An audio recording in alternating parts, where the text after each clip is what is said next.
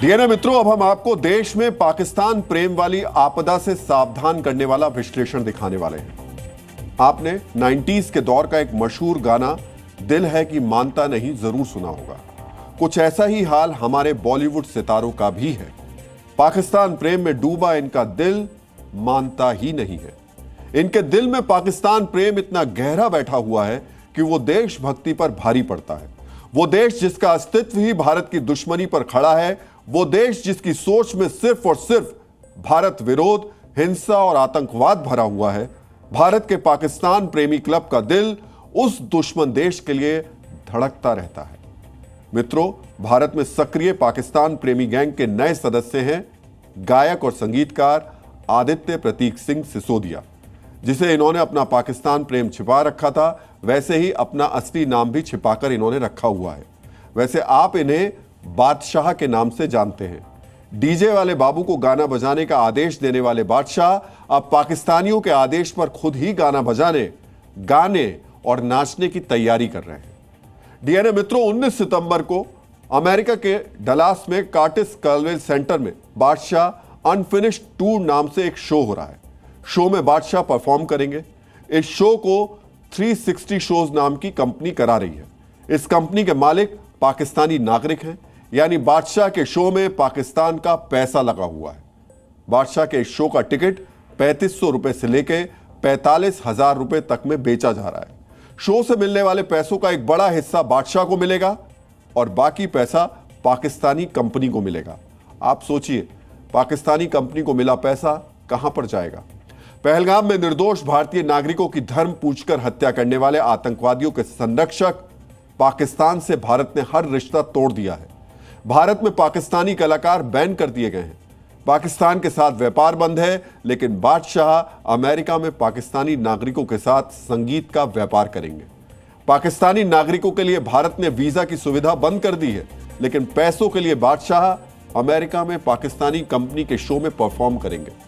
भारत ने अपना air space Pakistan के लिए बंद कर दिया है, इसलिए बादशाह भारत से दूर अमेरिका में पाकिस्तानियों के साथ पार्टी करेंगे। मित्रों, आदित्य प्रतीक सिंह सिसोदिया यानी बादशाह इसलिए बने क्योंकि भारत के करोड़ों संगीत प्रेमियों ने उनके गानों को सुना, गुनगुनाया और उन पर अपना प्यार बरसाया। लेकिन बादशाह का प्यार आतंकी पाकिस्तान के लिए बरस रहा है। मित्रों, कहते हैं कलाकार संवेदनशील होते हैं, तो क्या बादशाह की संवेदना सूख गई है? क्या उन्हें पहलगाम की आतंकी वारदात याद नहीं है? क्या पाकिस्तानी पैसों की खनक में डूबे बादशाह को 26 निर्दोष भारतीय परिवारों का दर्द सुनाई नहीं देता है? मित्रों, federation of western India cine employees ने बादशाह को एक चिट्ठी लिखी है। चिट्ठी में शॉर्ट टर्म मेमोरी लॉस के शिकार बादशाह को पहलगाम आतंकी हमले की याद दिलाई गई है। उन्हें बताया गया है कि इस आतंकी घटना के पीछे पाकिस्तान था, इसलिए एक देशभक्त भारतीय होने के नाते उन्हें पाकिस्तानी कंपनी के म्यूजिक शो में परफॉर्म नहीं करना चाहिए। बादशाह ने अब तक इस चिट्ठी पर कोई जवाब नहीं दिया है। शायद वो जवाब देंगे भी नहीं। जवाब दें तो शायद ये कह देंगे शो अमेरिका में हो रहा है, क्योंकि उनका दिल पाकिस्तान और पाकिस्तानियों के प्रेम का गुलाम बन गया है। बादशाह का पाकिस्तान कनेक्शन समझने के लिए आपको बादशाह और हानिया आमिर का कनेक्शन भी समझना होगा। हानिया आमिर की भारत विरोधी सोच की जानकारी भी हम आपको देंगे, लेकिन पहले आपको बादशाह और हानिया आमिर का कनेक्शन बता देते हैं। मित्रों, जो तस्वीरें आप देख रहे हैं वो कनाडा की हैं।